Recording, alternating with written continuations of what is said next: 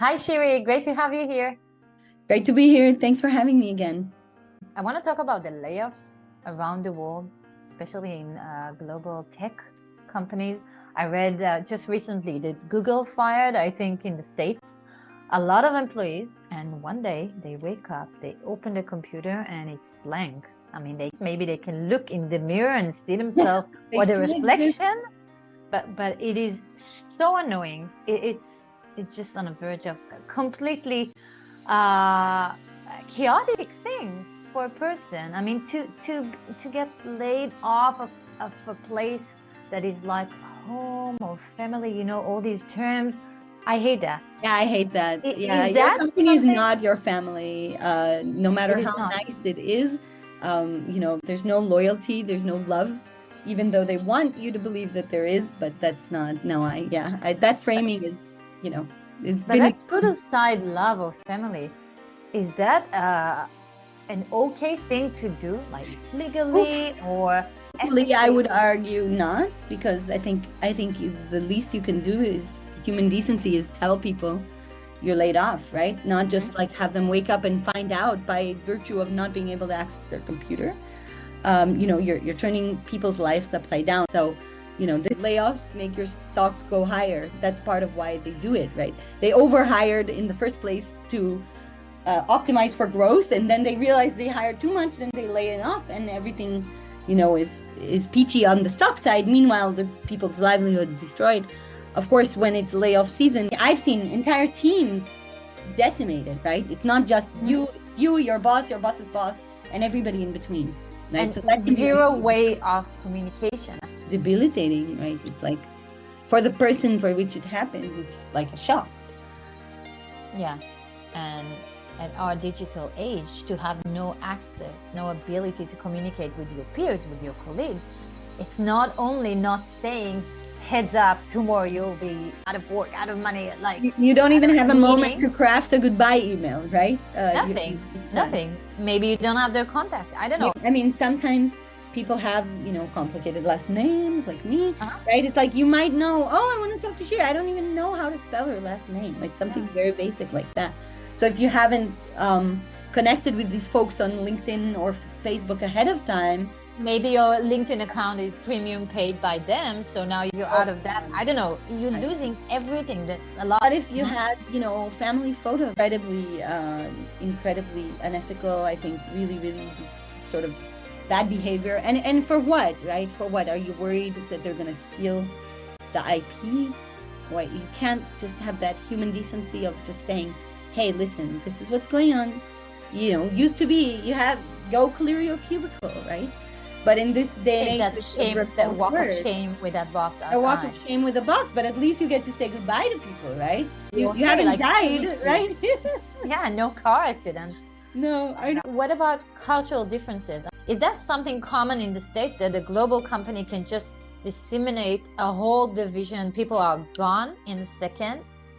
Gone. You can't see them, you can't contact them. This level, right? I mean, even for the States, I think that it is somewhat expected that you'll have notice, that somebody will tell you, hey, you need to go, even if it's like 5 minutes from now, but your boss will take you aside and tell you, or there's going to be a list of layoffs. But just recently, there was a CEO highly criticized online that laid off everyone via Zoom call. Yeah. And I thought that was a new thing. That was a big thing, but just, people disappearing. It's a silent layoff. No, I'm not a fan of the whole silent buzzword, There's been some articles about silent firing, silent quitting, silent this, silent that. I think it's just a way of getting out of responsibility. If it is a thing, it's a horrible thing. We should excise that word from our lexicon. Do you prefer loud firings? Loud layoffs? Just, diplomatic, empathetic layoffs. It is very sad. It can be devastating for people, right? So there's this whole silent quitting thing, which is a different thing, right? But the phrase is being used to describe, you're just doing the letter of your job and no more. Guess what, people? There's a name for that. It's called an Italian strike. We use that phrase. I looked it up on Wikipedia. It is a thing, right? It's not always called an Italian strike, but it is long-standing tradition that unions can employ to pressure employers to get better working conditions. So saying silent quitting and the millennials this and that, it's like, no. These are people who are demanding that they be treated better, and this is how they're fighting back against this hyper-capitalism, neoliberal push to extract more and more value from them, but not pay them anything in return. So I am actually against using the term silent quitting, because it implies this sort of personal shirking of responsibility, this like, oh, I'm just going to do the absolute bare minimum. No, I'm doing the absolute bare minimum because you're not paying me well enough. You're not providing me health insurance in the US or whatever. The conditions of my employment are so untenable that I'm going to do exactly what you want of me and not a single bit more, as a way of fighting back against this. And I think we should call it what it is, a worker's tactic to get better conditions.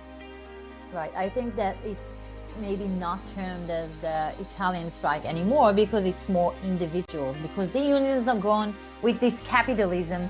You know, they are separated. That's why you even fire them individually by phone, even not by phone, just or just by cutting them off. Okay, I just want to wrap this up and say get laid off is really, really bad. It's nothing easy on anyone, whatever position you are and how strong you are mentally, financially. And I argue that whatever part of the domain industry you are, you still have to be a human being, and it doesn't cost a thing to compose a nice, sympathetic, and thank people personally, and just thank them for the time and hope for the best. Sometimes, you can go overboard and really help them. I was going to say, I think there are companies who do that, right? Here's some services that we can offer you to help you find your next job. And let's just acknowledge for just a brief moment that with all of the difficulty of tech layoffs, by and large, that group of employees is better off financially than a lot of other industries and sectors, right? If you're laid off from Walmart, from your minimum wage job at Walmart, that'd be a very, very different experience. Whether you get a nice email or not, you're probably going to be in a tighter bind than if you're laid off from Google. I just thought that, coming from a company which is so pampering and you get all this money and benefits, you would also get a nice blanket, a nice mug to hug at cold nights, saying you'll be okay. We'll miss you. You'll rise up. Hopefully other companies won't do that.